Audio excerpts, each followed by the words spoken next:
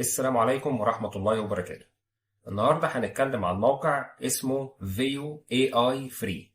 الموقع ده ممكن تكون في ناس اتكلمت عنه في فيديوهات تانية، لكن للأسف ان اللي بيتكلم عليه ما بيقولش كل مميزاته وفي نفس الوقت ما بيقولش كل عيوبه. فالنهاردة هنحاول بشكل بسيط نتكلم في المميزات وفي العيوب وازاي نقدر نستخدمه. الموقع ببساطة هو من أهم المميزات بتاعته إن هو بيقدر يعمل لك عدد لا نهائي من الفيديوهات عن طريق الفيو، ودي فيديوهات بتكون واقعية جدا. الميزة بتاعته إن الفيديوهات غير محدودة، تقدر طول اليوم تقعد تعمل فيديوهات، بس الفيديوهات مدتها 8 ثواني فقط. فبالتالي أنت مثلا لو هتعمل قصة، مثلا قصة أطفال، يبقى أنت محتاج تروح للشات جي بي تي تقول له أنا عايز أعمل قصة عن كذا مثلا، متقسمة مشاهد، كل مشهد 8 ثواني. تمام، الشات جي بي تي هيديك البرومت اللي انت عايزه وتبتدي تستخدمه وتحطه هنا. والميزه هنا في الموقع ان انت تقدر تحط البرومت بتاعك بالانجليش، تقدر تحطه بالعربي، تقدر تحطه بالانجليش بس تخلي الشخصيه تتكلم عربي. يعني على سبيل المثال،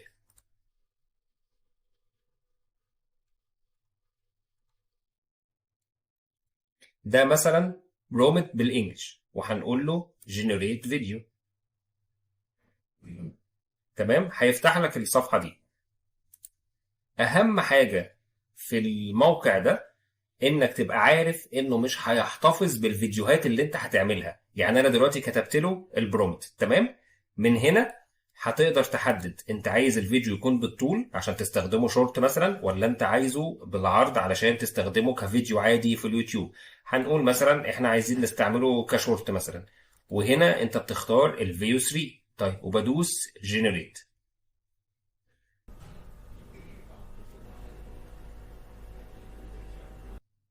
تمام، هنلاقي هنا بعد مدة عمل لنا الفيديو بتاعنا اهو مثلا.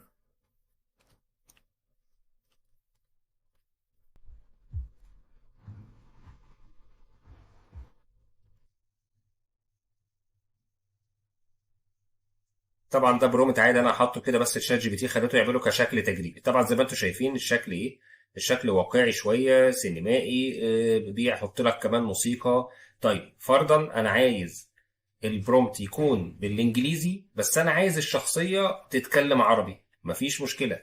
ولكن اهم حاجه انت بعد ما خلصت الفيديو ده بتدوس على الثلاث نقط وتدوس على داونلود عشان تنزل الفيديو.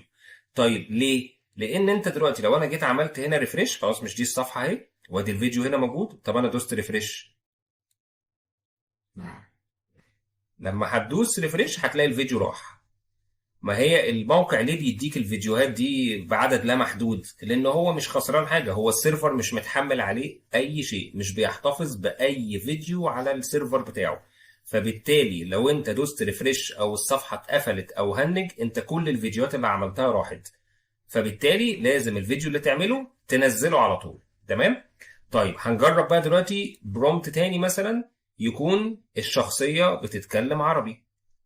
تمام اهو، وندوز جنريت.